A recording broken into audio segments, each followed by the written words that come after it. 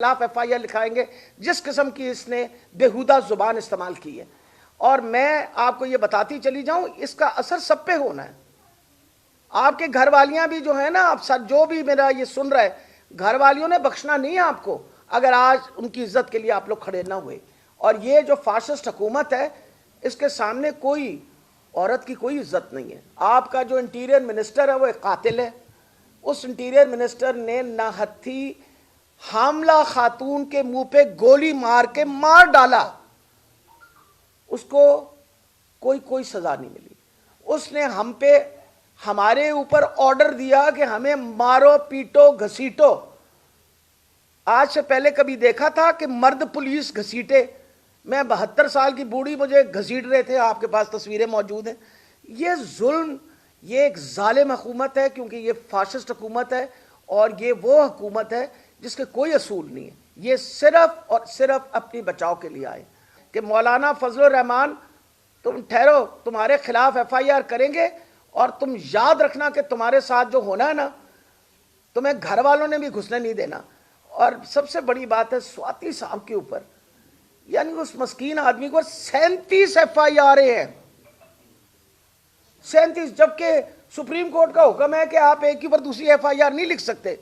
کوئی پاکستان کا کونا نہیں چھوڑا, آپ نے ایف آئی آر لکھ ڈالی اور آپ کہتے ہیں کہ ہم برداشت کریں اور ہمیں کہتے ہیں کہ ہم خراب ہیں, ہم غلط ہیں. کو اللہ سے ڈرو. وجہ یہ ہے کہ آپ کو پتہ ہے کہ ہم کس دین کے ہیں, کس مذہب کے لوگ ہیں.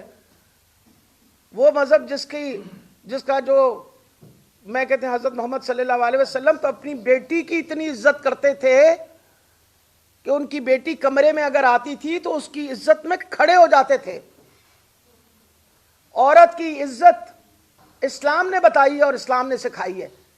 یہ جو اپنے آپ کو مولانا کہنا بھی, اس کو بے شرم آدمی کو شرم آتی ہے, اس کو تو ایسی بات کہنی نہیں چاہیے. خدا جانے کی نہ دئیے, اور یہ بالکل غلیظ انسان. یہ تم خدا جانے کس کی پیداوار ہو, پر یہ جو تم نے باتیں کی ہیں, افسوس ہوتا کہ تمہارا باپ جو تھا نا وہ تو ایک بڑا آدمی تھا, اچھا انسان تھا, اچھی بات کرتا تھا. تم پتہ نہیں کیا گند گھولتے رہتے ہو ہر وقت. انشاءاللہ تمہارے خلاف ایف آئی آر لکھیں گے اور انشاءاللہ تم کو اس کی سزا ملے گی جس طرح کی تم نے زبان خواتین کے بارے میں استعمال کی ہے. ہم تمہیں بخشیں گے نہیں اس بات پہ, اور نہ ہی اللہ نے تمہیں بخشنا ہے, کیونکہ اللہ تعالیٰ نے مرد اور عورت کو برابر کا پیدا کرنے کے بعد یہ بھی کہا ہے کہ عورت کا کس طرح تحفظ کرنا چاہیے, اس کی چادر اور چار دیواری کا کس طرح تحفظ کرنا چاہیے. رواداری بھی تو بیٹا ایک حد تک چل سکتی ہے نا. دوسرا بندہ کھلو گے تو ان گالاں کاٹ رہے ہوئے, مطلب فضل الرحمان صاحب ہمیں گالیاں نکالیں, برا بھلا کہیں اور جو لفظ استعمال کریں ہم کہیں ماشاءاللہ ماشاءاللہ بڑا اچھی باتیں کر رہے ہیں ہم. تو اس طرح کی رواداری تو نہیں ہو سکتی نا. ان کے خلاف ایف آئی آر ہی لکھی جا سکتی ہے نا. میں نے تو کوئی غلط زبان نہیں استعمال کی, پر ان کے خلاف ایف آئی آر ضرور انشاءاللہ لکھواؤں گی. وجہ یہ ہے کہ جس طرح کی زبان انہوں نے استعمال کی ہے, کیا وہ زیب دیتی ہے کسی لیڈر کو؟ اور وہ پی ڈی ایم کے سربراہ ہیں, یعنی پی ڈی ایم دا ابا ہے گا اصلے, اور وہ ابا صاحب ہے فرما رہے ہیں. تو جی دسو, is this the language that you want کہ یہ آپ کے جو سیاستدان ہیں یہ لینگویج استعمال کریں؟ اس کو شرم نہیں آئی؟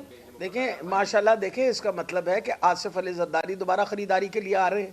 یہ بات تو چھپی ہوئی نہیں ہے نا, وہ تو خریداری کرنے کے لیے آتے ہیں. اور کتنے شرم کی بات ہے, سیاست دانوں کی کیا انہوں نے عزت چھوڑی. وہ جو 20 لوٹے تھے جن کو انہوں نے خریدا, لوگوں نے ان کی جو بے عزتی کی ہے وہ تو آپ کو سمجھ آ گئی ہوگی. ان 20 میں سے 20 لوٹوں کے اندر سے 15 جو تھے, 15 سیٹیں ہم نے جیتی, 16ویں بھی ہماری تھی. اور میرا خیال ہے لوگوں نے ان کے منہ پہ تماچا مارا ہے کہ کبھی کسی نے اپنی پارٹی چھوڑ کے دوسری طرف کھڑا ہوگا تو وہ بھول جائے کہ اس کو کبھی کسی کو سپورٹ ملے گی. دیکھیں میرا خیال ہے جو نقصان اس وقت پاکستان کا ہو رہا ہے نا, پی ٹی آئی کے نقصان کو آپ بھول جائیں. جو نقصان اس وقت پاکستان کا ہو رہا ہے وہ آج سے پہلے کبھی نہیں ہوا. آپ اس وقت معیشت کا اتنا برا حال ہے, آپ ڈیفالٹ پہ جا رہے ہیں. ہم نے تھوڑی کہا, مفتاح اسماعیل صاحب نے کہا ہے, ان کا اپنا منسٹر کہہ رہا تھا کہ ہم ڈیفالٹ پہ جا رہے ہیں, اور اپنے آپ کو ذمہ دار ٹھہراتے ہیں کہ ہماری وجہ سے یہ سارا کچھ ہو رہا ہے. آپ ڈیفالٹ پہ جا رہے ہیں, اور ہمیں تو اس بات کی پریشانی ہے کہ ہمیشہ دیکھا گیا ہے کہ اکنامک سٹیبلٹی تب آتی ہے جب پولیٹیکل سٹیبلٹی ہو. جتنی انسٹیبل اس وقت سچویشن بنی ہوئی ہے, عمران خان صاحب نے 8 سیٹوں پہ الیکشن لڑی, 7 جیت گئے. مطلب اس سے زیادہ لوگ کیا پیغام دے سکتے ہیں کہ ہمیں آپ کی ضرورت نہیں ہے, ڈر کے مارے اب تم الیکشن نہیں لڑے. پہلے وہ تقریر دیتی تھی, کیا نام ہے وہ, مریم نواز, آپ لوگ بڑے سنسیئر ہیں الیکشن کروانے کے اندر, تو اپنی اسمبلیاں ڈیزالو کر دو.